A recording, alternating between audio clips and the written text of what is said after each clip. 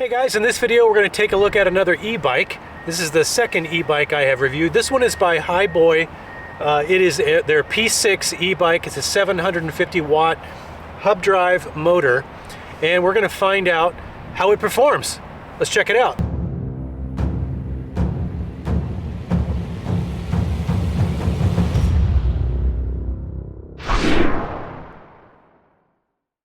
Alright, so the P6 from HiBoy is a 9-speed e-bike. It's got 4-inch fat tires, and they are 26 inches in diameter. So it's pretty large tires. And when I was assembling this, the tires are surprisingly lightweight, even though the bike itself is fairly heavy at around 65 pounds. But you won't notice that weight when you're using it because this 750 watt motor is really very good. It does not have fenders on the front or the back, although you can buy those and add them kind of aftermarket. It does have a front LED light, which is nice, and but we're gonna get it out on the trail and find out how it performs. All right, but before we do that, safety first. This thing does have the capability of getting up well over 20 miles an hour. In fact, so far I've had it up to just over 28 miles an hour, which is a little fast for a Class 2 bike. So you do need an upgraded headgear for this thing, a safety helmet. This particular one I bought on Amazon from a company called Xnito. It is specifically rated for e-bikes and e-scooters at that 28 mile an hour range. It is super lightweight, very comfortable, and it has LEDs on the front and back, so you can just recharge this thing with a USB cable. And I find this helmet to be pretty cool, so I'll leave a link to that if this is something that you also need. I've been pretty impressed with this particular brand of helmet. So anyway, check it out. It's got an easy adjust dial. It's also got a magnetic cinch here, which I find helpful because you don't have to worry about how to align the snap. It kind of just finds itself. Let's get this bike out on the path. All right, there's the display. And we are in mode 1. So it always starts in mode 1. And then we can change modes with the plus and minus buttons here. And unlike my other bike, my other e-bike, that has basically the same display, you can see the battery level and all that, this one does record your speed even when you're coasting, which is nice. That was a major complaint that I had of the other bike, that it only recorded your speed when you were actively using the motor. So this one records the speed all the time, which means the odometer is also going to be correct, so you don't have to worry about an extra app or something like that. All right, let's get this thing on the road. Sorry for the interruption. We got chased inside due to some bad weather, but it's Ohio and the weather changes quickly, so I think we're good to go now. Let's get back on the bike. Oh. Well, I guess that's what fat tires are for.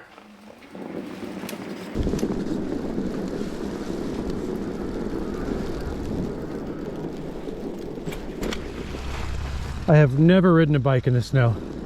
Not once. This doesn't seem like the smartest thing in the world.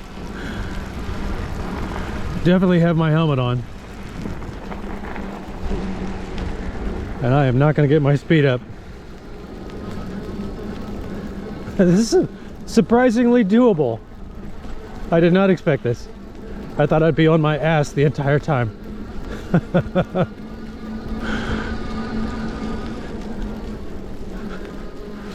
Tell you, it's easier to ride in the fresh snow than it is in the tire ruts, which are much more slippery. Anything for YouTube.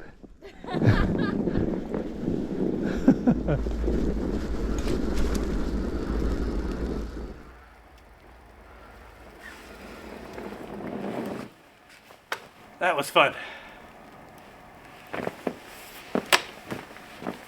All right. So on mode 1, you got an awful lot of range with this thing. But you gotta work. You do have to pedal. So unlike the scooter, you are gonna get some exercise. And you can kind of choose your adventure. How much do you want?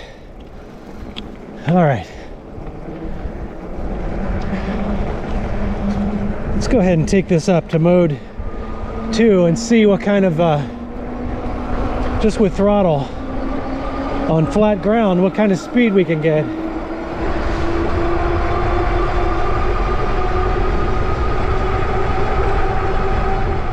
Wow, okay. So even with a little bit of a headwind, I got up to 25 miles an hour. I gotta wipe the tears out of my eyes, man. God, that wind is relentless. Now you can see, even when I am not engaging the motor, it still does give me an accurate speed reading. So that's very good.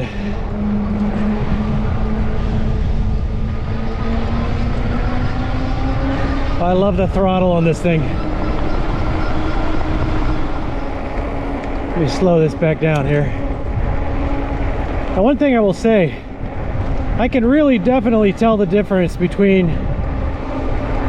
the comfort ride of this bike versus the other one. So this HiBoy is about 40% more expensive than the EUI bike that I reviewed last time.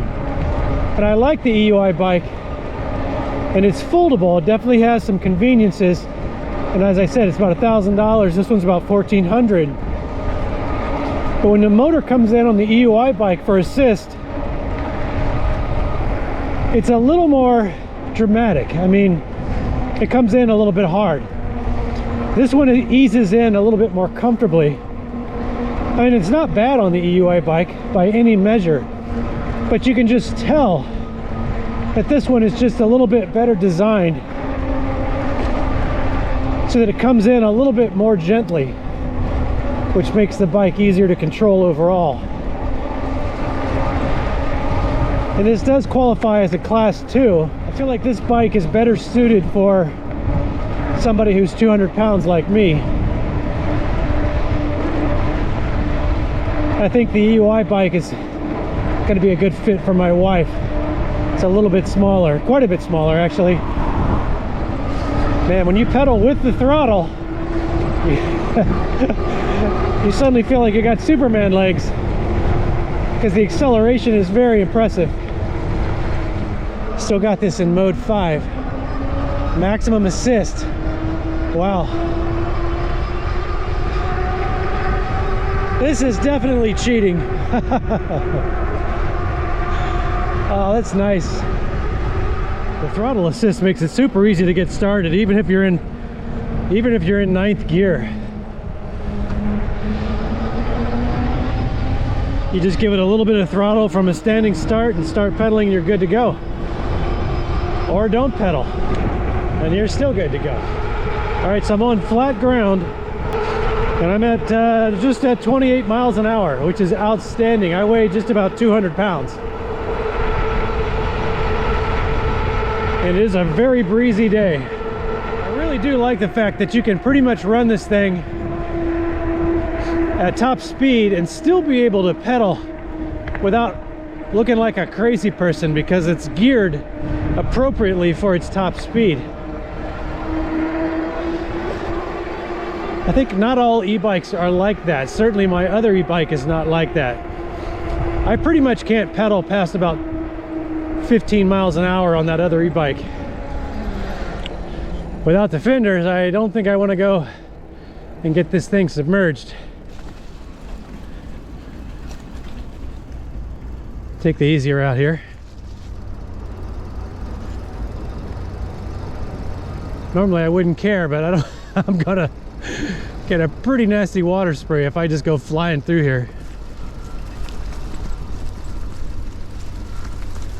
Maybe I'll just go real slow. That wasn't too bad.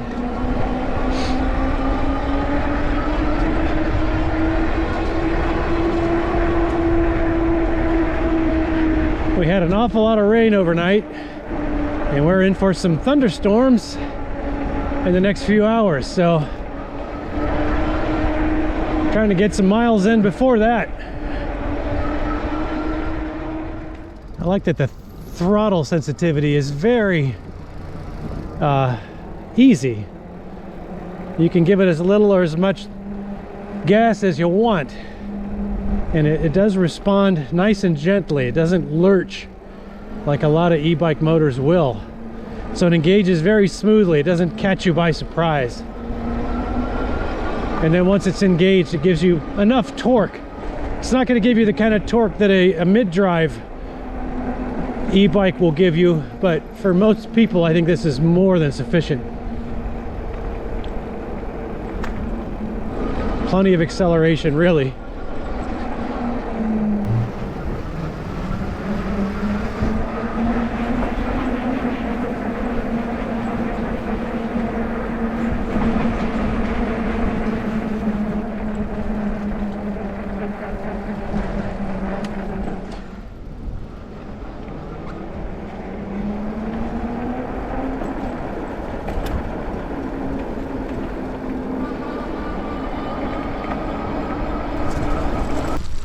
Howdy.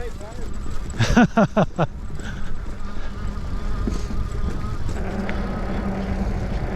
think he was wishing he had fat tires in this kind of condition. Starting to think the fender option might be a good deal. Something worth doing. Man, I do love that these things will get you out into the scenery here that you would probably not otherwise see. I'd never been up this way and seen some of this cool old infrastructure until I got the first e-bike. You look at this old rail bridge. This is very cool. Go through here nice and slow. All right.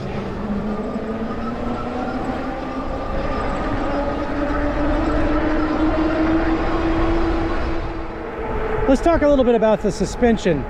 So this does have an adjustable rear front suspension, but it does not have a rear suspension.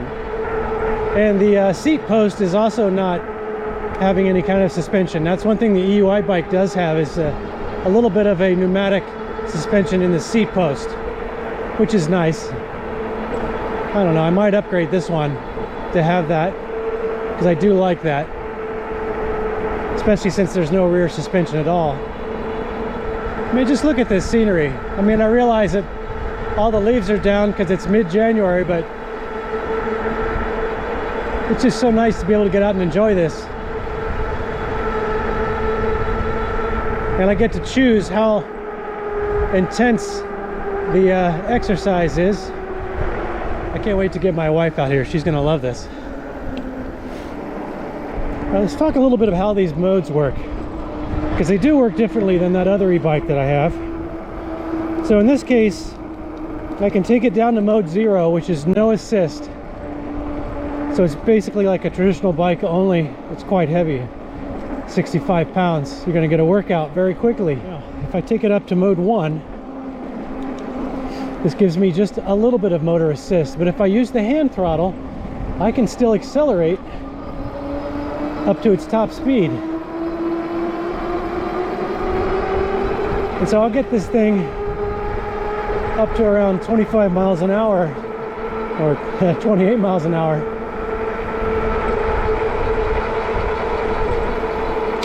Even though I'm only in mode 1.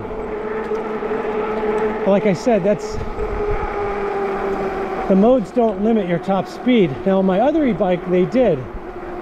So if I wanted to go top speed, I would have to max the mode all the way up to its top number. So that really, the modes here work a little bit more intuitively, giving you an opportunity to sort of determine how much effort you want.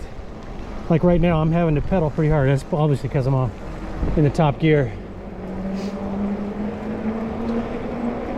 But if I want more assist, I just dial the mode number up. So this is mode 2, and I can feel the motor assisting and pedaling at a much more comfortable exertion level, so it's very easy. I still have complete control in this case, because this is a rear wheel drive motor. I have complete control over the gearing, so I could drop the gear down and pedal faster if I wanted to. I do like the index and thumb gearing system, by the way, but it doesn't really change the assist. So if you're using motor assist at all, you'll very quickly find yourself in top gear, just because it's easy. All right, I tell you, using the throttle to start from a standing start is super nice.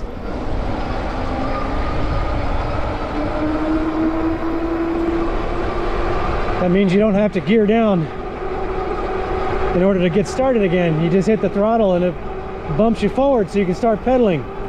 That is super handy.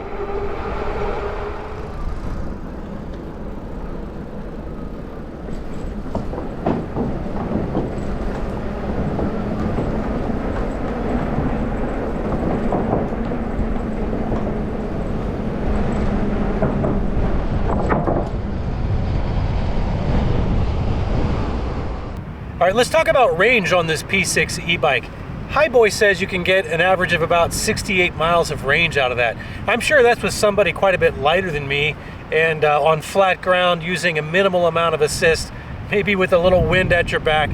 So I think under more normal conditions, if you're around, 200 pounds like I am, and if you're gonna take this on various inclines and declines, using maybe a moderate amount of assist, I think you could easily expect to get at least half of that range. So 30 plus miles I think is reasonable to expect, which is pretty phenomenal. And I would expect that if you were using throttle only and not even pedaling, you would probably get somewhere in the neighborhood of 18 to 20 miles range out of this bike on a full charge, which again, still extremely good. Now I will say these 4-inch fat tires do a really good job of soaking up a lot of the bumps, whether you're on a bumpy bike path or sidewalk or mountain bike trail or that sort of thing. Now, speaking of mountain bike trails, you do have to be aware of local laws. Not all bike trails will allow you to have e-bikes on them. So make sure you check that when you get out. You want to be a responsible e-bike owner. And I do notice that in my state, they require you to have a class sticker on the bike indicating clearly what its power rating, top speed, and classification is. This bike does not have one, so I need to add that. And I added one to my other e-bike. So I'll put a link in the description below if that's something you also need for your e-bike. But in terms of general performance, I found the braking to be outstanding. I haven't adjusted the brakes on this thing at all. I took it pretty much right out of the box and it's working fine. I'm sure at some point it'll need a tune-up, but braking is very, very good. From a gearing standpoint, this 9-speed, if I put it on and all the way at the top gear, I'm still able to pedal at a reasonably comfortable pace, even when the bike is running at 28 miles an hour or close to it, which is really fantastic. That means I can really dial in and choose my level of exercise adventure by choosing which mode I want and how much I want to pedal. And as I said previously, this is a hub drive, not a mid drive. So the drive motor is not at all linked to the gearing. So the gearing is completely independent. And for some people that's a con instead of a pro. For other people, especially if you're not a super avid experienced bicyclist, you might actually prefer a hub drive rather than a mid drive. And if you're super experienced, you might want to actually take a look at a mid drive option instead of the hub drive option. But this 750 watt motor really is plenty of power for what I need it for, and it does a really nice job. It's an extremely comfortable ride, and from a pricing standpoint, I know this thing normally lists for right around $1,400 US, but I just checked their website actually on the way over here, and they're selling this thing now for $1,100 US, which is really fantastic deal. So I'll put links to this bike in the description below if you want to go check it out and get more information. So in terms of other kind of user experience comments, I would say that I think I am going to upgrade and put some fenders on this bike just to keep the splatter down to a minimum, because I do plan to take this out even when it's wet. So might be something you would want to consider. If I find a decent pair, I'll try to put a link in the description below along with a link to the bike. And I really do like that bike helmet from Nito. Very lightweight. It's got lights on it, so you're easy to see at night. So anyway, hopefully you found some of this information helpful. If you did, please consider giving me a thumbs up on the video. I would really appreciate that. I do put a variety of content on the channel, not just portable power and solar, also things like e-bikes, obviously. Anything that has to do with sort of outdoors is stuff that I'm into and I will probably get to on this channel at some point. If that's your speed, feel free to subscribe. Thanks for joining me for this video. I do hope to see you in the next one. Until then, have fun out there.